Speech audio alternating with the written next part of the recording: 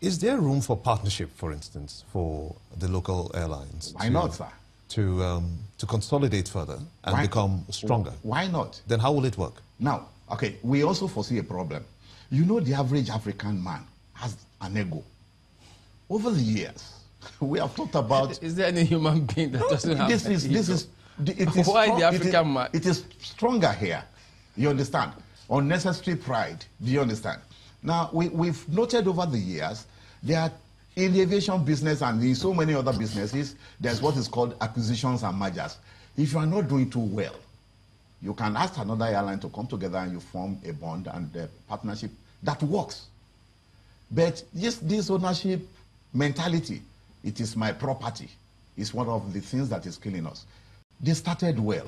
And when this money is coming, rather than plow the money back into the business, they divert the money into building hotels. The local airlines? Yes, sir.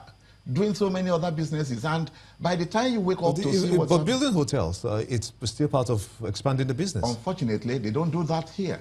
We are aware that somebody took a huge sum of this money and ran to Accra, in Ghana, to go and do real estate business, abandoning the purpose for which he got money from the federal government.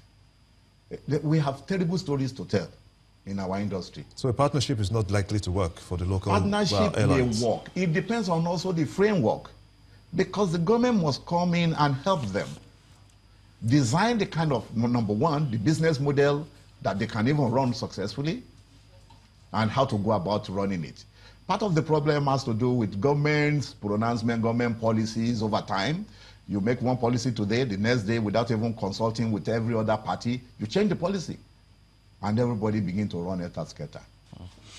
You know, I also did the Minister of State for Aviation, while he was speaking on the sidelines of this 4th Aviation Stakeholders Forum in Abuja, which I know you remember. Yes, he also did say that the government was going to pay the severance packages of the outside Nigerian Airways workers. You still don't believe that one too? You know, fortunately, I was the one who asked this question as to when this money will be paid. And he promised that given, for him, honestly speaking, we must also commend him again, given what he knew, he said this payment will be effected immediately the senators come back from their recess, and 1 week or two thereafter, this money will be paid. Because he was sure of the extent to which he had assisted in pushing for this payment. The situation got so bad because we were pressurizing his ministry, and he had to write a letter to the Honorable Minister of Finance, sent a delegation. The Ministry of Aviation wanted to know exactly what was happening. And apparently the door was shut against them. So as I speak to you, my minister will be a frustrated man because he made this promise and he could not fulfill. Even though politicians cannot also be trusted so many times. They speak from both sides of their mouth, with all due respect. Okay? After that pronouncement, we have been pressurizing the ministry because that's our ministry. We have little or no business with the Ministry of Finance. And Honorable Minister of Aviation has tried, and you know, Nigerian Airways people have been meeting with us, and they have given us a mandate. What we are only trying to do is to respect Mr. President. For one singular thing, he was a man who came, read the books and said, are we owing? We are owing. Please, go and look for money to pay them. But will you allow Nigeria Air to take off? Without the payment? With or without? Without this payment, sir. Yeah, Nigeria or Nigeria Air won't take off. It is obvious. Is it within the union's powers to stop? It is not within the union's power.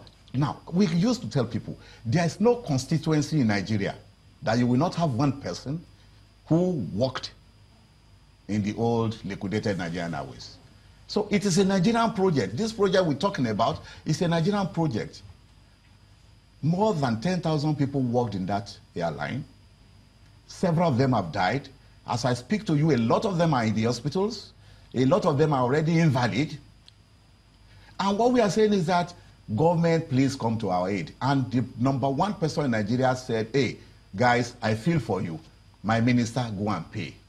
And I think it is a disrespect to the office of Mr. President that a minister who is supposed to be the servant of the people will begin to play politics with the life of these individuals.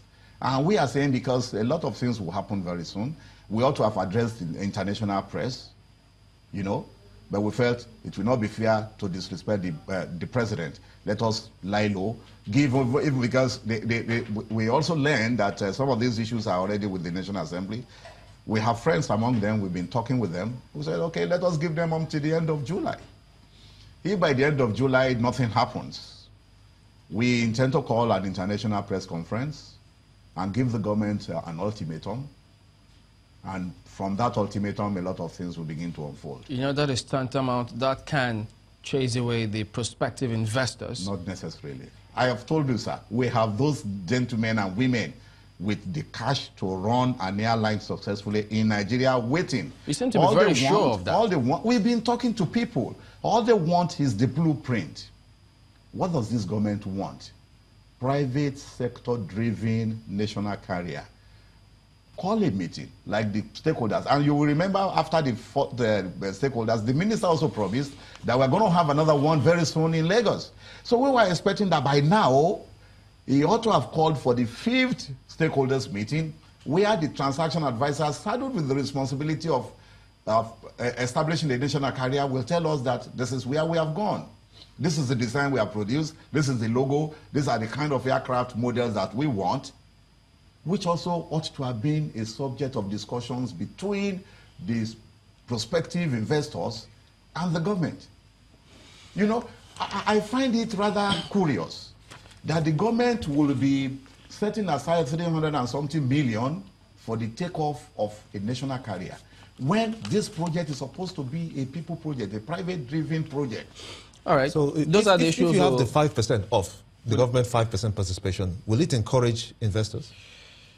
Maybe. Okay. We need to anchor at that point, and we will perhaps ask the minister about some of these issues that you've raised as well. We appreciate your comment on this morning. Comrade Olayinka Abioye is General Secretary, National Union of Air Transport Employees.